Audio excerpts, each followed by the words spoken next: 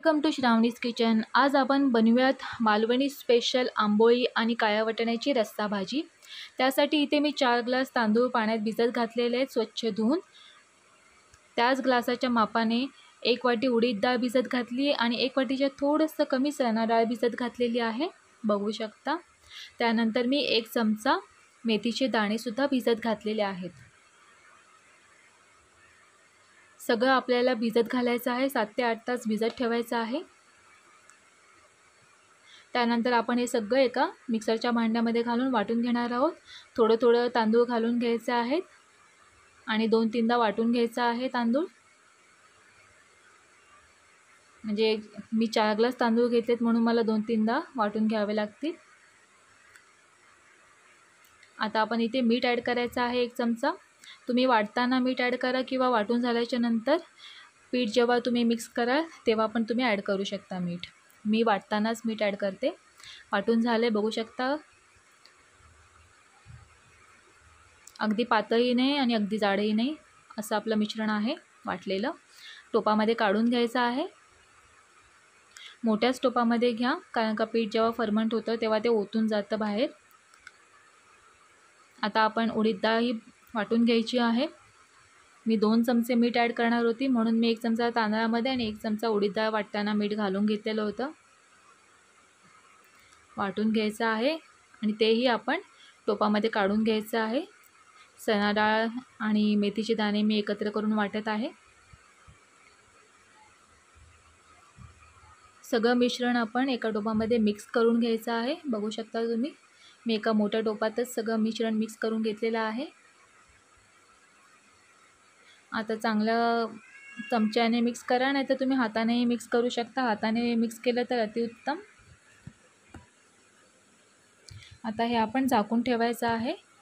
मी एका परातीमध्ये स्टँड ठेवलं आहे, त्याच्यावर टोप ठेवलं आणि त्याच्यावरती गरम पाण्याचा टोप ठेवला होता, म्हणजे हवा अजिबात आतमध्ये जाणार नाही आणि पीठ चांगलं फर्मंट होईल. रात्रभर भिजत ठेवायचं आहे पीठ. आता इथे काळे वाटाणे मी 7 ते 8 तास भिजत घातले होते, रात्रभर भिजवले होते. आता सकाळी मी ते फोडणीला घालणार आहे काळ्या वाटाण्याची रस्सा भाजी करायला. ॲक्च्युली मालवणी पद्धतीमध्ये वाटाणे आधी बॉईल करून घेतात आणि थोडेसे वाटाणेसुद्धा मिक्सरला लावून घेतात आणि मग ते फोडणीला घालायची असते, ती पण पेस्ट. इथे मला जरा घाई आहे त्यामुळे मी डायरेक्ट कुकरमध्ये फोडणीला घालत आहे. तेल घेतले 1 चमचा, त्याच्यामध्ये जिरं घातलं आहे फोडणीला, दालचिनीचा 1 तुकडा घातला, तेजपत्ता, कढीपत्ता फोडणीला घालून घेतलेला आहे. चांगलं परतून घ्यायचं आहे. त्यानंतर मी इथे 1 कांदा बारीक चिरून घेतला होता. तुम्ही स्लाईस करूनसुद्धा कांदे घेऊ शकता. इथे मी बारीक चिरला आहे. चांगला परतून घ्यायचा आहे कांदा लालसर होईपर्यंत.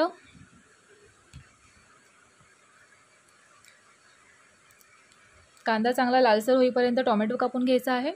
इथे मी 1 मोठा टोमॅटो चिरून घेतला होता, तो त्याच्यामध्ये टाकलेला आहे फोडणीला.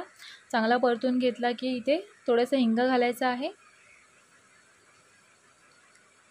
त्यानंतर इथे आपण पाव चमचा हळद घालणार आहोत आणि इथे 1.5 चमचा मी तिखट मसाला घेतलेला आहे. काळ्या वाटाण्याची रस्सा भाजी तिखट थोडी छान लागते म्हणून मी तिखट जरा जास्त घातले. तुम्ही तुमच्या आवडीनुसार कमी जास्त करू शकता. आता इथे चवीनुसार मीठ घातलं आहे. मी थोडंच मीठ घातलं आहे कारण का वाटणामध्ये मीठ ऑलरेडी आहे. हे 15 ते 20 दिवस टिकणारं वाटण आहे. त्याची रेसिपी मी चॅनलला टाकलेली आहे ऑलरेडी, तुम्ही तिकडे जाऊन बघू शकता. 1 चमचा वाटण घातलं, मी मिक्स करून घेतलं. त्यानंतर मी ह्याच्यामध्ये काळे वाटाणे ॲड केलेले आहेत. तुम्हाला जशी ग्रेव्ही हवी असेल तेवढं तुम्ही पाणी इथे ॲड करायचं आहे.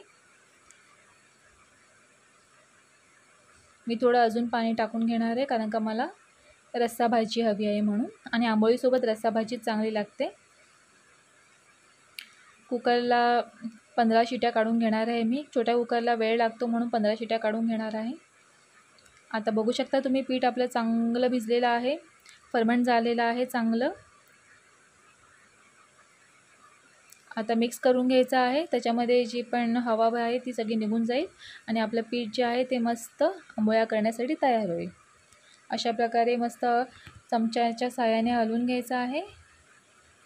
आता एका पॅनमध्ये कांद्याच्या साहाय्याने तेल लावायचं आहे. इथे कांदाच वापरा तुम्ही तेल लावण्यासाठी.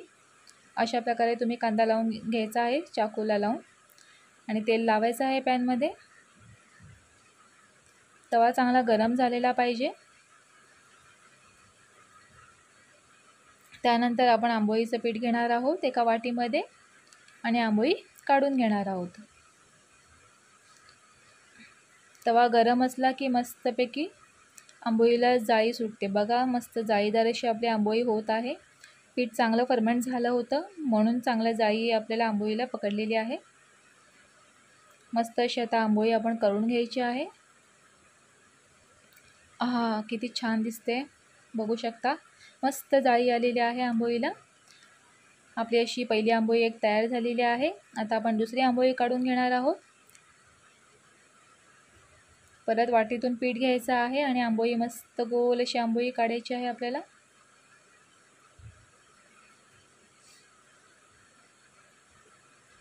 ज्यांना कोणाला वाटीने जमत नसेल ते चमच्याने सुद्धा करू शकतात. मस्त जाळी सुटलेली आहे.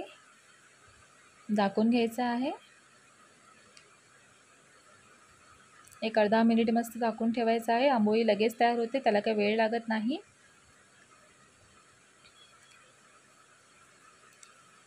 आंबोळी तयार झाली असेल तर ती पटकन निघते, नाहीतर थोडा वेळ एक अर्धा मिनटं तरी द्या शिजायला.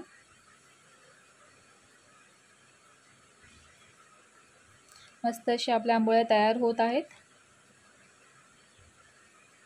अशा सगळ्या आंबोळ्या मी काढून घेणार आहे. परत एकदा मी दाखवते तुम्हाला आंबोळी काढून. परत तेल लावून घ्यायचं आहे पॅनमध्ये. प्रत्येक वेळेला तुम्ही तेल लावून घेत जावा. नॉनस्टिकचा चांगला पॅन असेल तर तेल लावायची गरज लागत नाही. इथे हा पॅन मला थोडा जुना झाला आहे म्हणून मी तेल लावून घेते प्रत्येक वेळेला. बघू शकता मस्त जाळी सुटते. पीठ घालताना गॅसची फ्लेम आहे ती मोठीच ठेवायची आहे आपल्याला, हाय ठेवायची आहे म्हणजे जाळी सुटते. जर बारीक ठेवली तर मग जाळी येणार नाही आंबोळीला पटकन. आणि पीठ घातल्याच्या नंतर झाकून ठेवल्याच्या नंतर फ्लेम लो करायची आहे आणि परत आंबोळी झाकून ठेवायची आहे एक अर्धा मिनिट सॉरी. मस्त आपली आंबोळी तयार झालेल्या आहेत, छान अशा जाळीदार आंबोळ्या. आता इथे आपली वाटाण्याची भाजी पण तयार झालेली आहे. थोडासा गरम मसाला घालून घ्यायचा आहे वरून.